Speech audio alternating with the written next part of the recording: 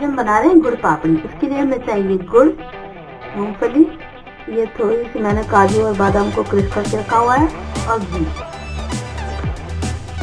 हमारी कढ़ाई गर्म हो गई, इसमें हम थोड़ा सा घी डालेंगे और इसमें गुड़ डालेंगे। इसको हम अच्छे से मिला देंगे और इसको चलाते रहेंगे जब तक ये पिघल ना जाए अच्छे से।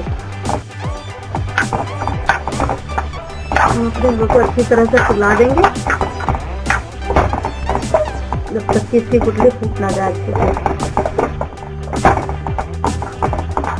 देखिए हमारा होकर जा रहा है इससे। हमारा गुड़ अच्छे से पिघल गया है। अब हम इसमें अपने मूंगफली डालेंगे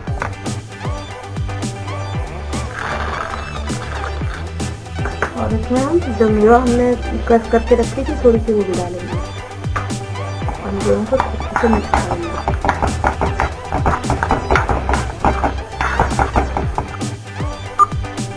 हम अपनी थाली को ग्रीस कर लेंगे, थोड़ा सा घी या तेल डाल के अच्छे से।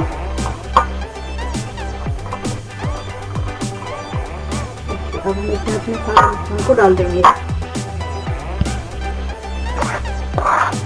इसको मिक्स अच्छे से फैला देंगे इक्वल तरीके से ताकि सब जगह एक जैसे बैठ जाए, और इसको हम 5 से 10 मिनट के लिए छोड़ देंगे जमने के लिए। ये हमारी ऐसे भी जम चुकी है। अब हम इसमें थोड़ा सा कट लगा देंगे ताकि ये आसानी से निकल आए।